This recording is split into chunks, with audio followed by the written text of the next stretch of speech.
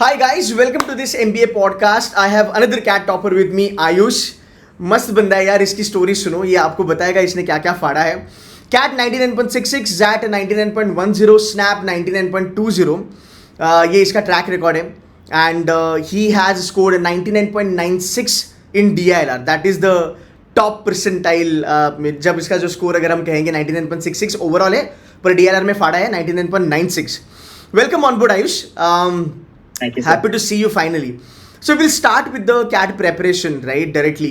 We'll start with DILR का point पहले कि DILR में 99.96 जो तुमने लाया था, कितने महीने की प्रेपरेशन थी, कैसे अप्रोच करा, कितना मॉक्स लगाया DILR के लिए, and how did you crack 99.96 because you got last year 80 percentile in DILR, right? No, so 68, I think. 60 percentile. So 60 percentile से 99.96. To be very honest, it's unbelievable. How did you nailed it? Please let us know. So basically, DILR is all about strategies. Right. So previous year मेरा उतना अच्छा नहीं हुआ था and I think उसी की वजह से मेरा स्कोर डाउन भी हुआ था थोड़ा, ओवरऑल स्कोर. बट वही चीज थी कि I was confident कि DILR में कर लूंगा. ऐसा नहीं है कि it's very difficult or something.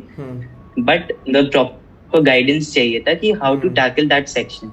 And basically after joining C2C, ये काफी अच्छा हुआ कि there was a comprehensive study material that was given to us, and also the teachers were very helpful.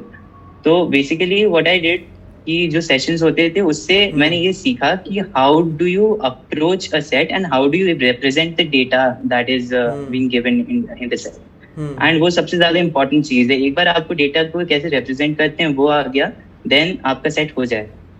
And the second thing is strategies. आपको किस तरीके की strategies अपने सेक्शंस में लगाना है, because CAT is all about strategies. So previous year क्या हुआ था कि आई टुक 2 सेट्स जो मुझे लगे कि I will be able to solve these sets, and उनमें मैंने पूरा टाइम वेस्ट कर दिया.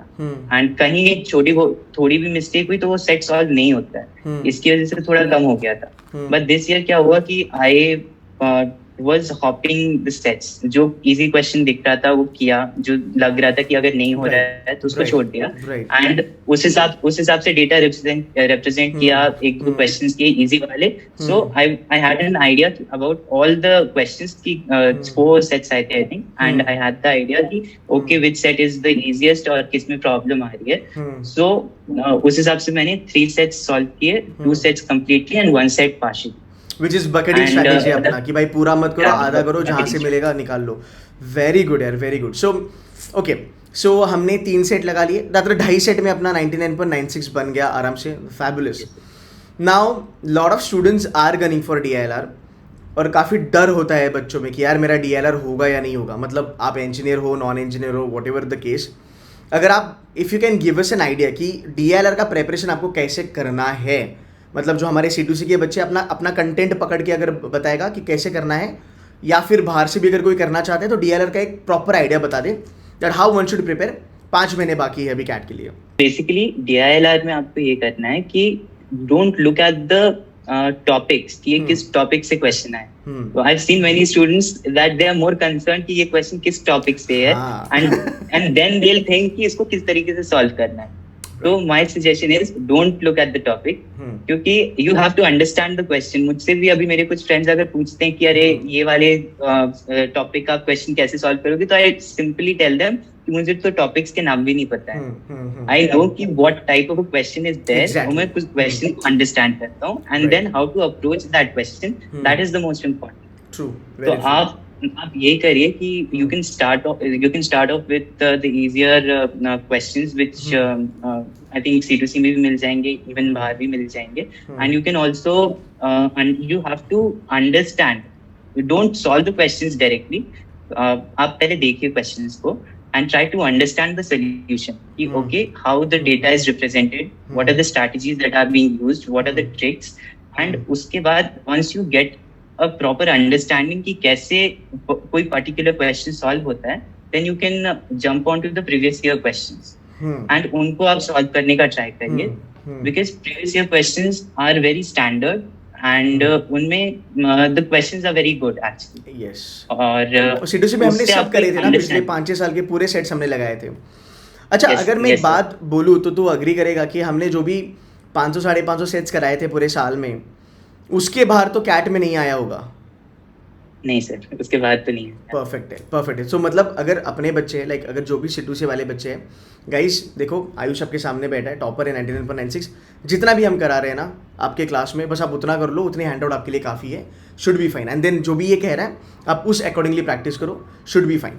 यार आयुष एक बात बता, जो सेट्स आते हैं DLR में, क्या वो कैट के पुराने जो पेपर है क्या उनसे वो एकदम अलग होते हैं, या फिर क्लोज बाय थोड़े समझ में आते हैं? मतलब एग्जैक्ट तो कॉपी पेस्ट नहीं होगा, बट थोड़ा क्लोज बाय रहेगा लेवल ऑफ डिफिकल्टी की अगर मैं बात करूँ तो। What do you think? Yes close by रहते हैं। ऐसा कुछ नहीं होता है कि something is very out of the box या एकदम ही कुछ नया आ गया। It's just that the questions language और the way they are telling you, giving you the data, that can be different. तो उस लैंग्वेज को आप समझ सकते हैं एंड सॉल्व करने का तरीका is almost the same, nothing out of the box. कितने सेट्स लगाने चाहिए बच्चों ने कि उनको होल्ड आ जाए उनके डेटा इंटरप्रिटेशन लॉजिकल रीजनिंग पे, अगर मैं टॉपिक के बारे में बात करूँ? Sir, exactly, I cannot give a number, but I think previous year questions जितने ज़्यादा हो सकें पहले आप वो solve कर लीजिए, and then try to give as many mocks as possible, as many sectional mocks as possible. Right. वो उससे ही आपका होगा, because the more mocks you give, तो आपको spontaneous thinking आता है. If you just sit down and think about a set, तो आप probably you'll take hours and you'll solve probably one or two sets. So that's not the best way to go around. I think mocks is the best strategy. मैंने इनको target दिया है कि set theory के आप 50-60 sets लगाओ, arrangement के 100 sets लगाओ, कैलकुलेशन ओरिएंटेड 100 सेट्स लगाओ। जितना हम करेंगे तो मैं लगता है कि एवरेज बच्चा जो 60-70 परसेंटाइल ला सकता है, फिर 50 परसेंटाइल ला सकता है, अगर इतना सेट्स करेगा इन 3-4 टॉपिक्स का, तो एटलीस्ट 90 परसेंटाइल प्लस तो जा सकता है अगले 5 महीने आराम से। Easily.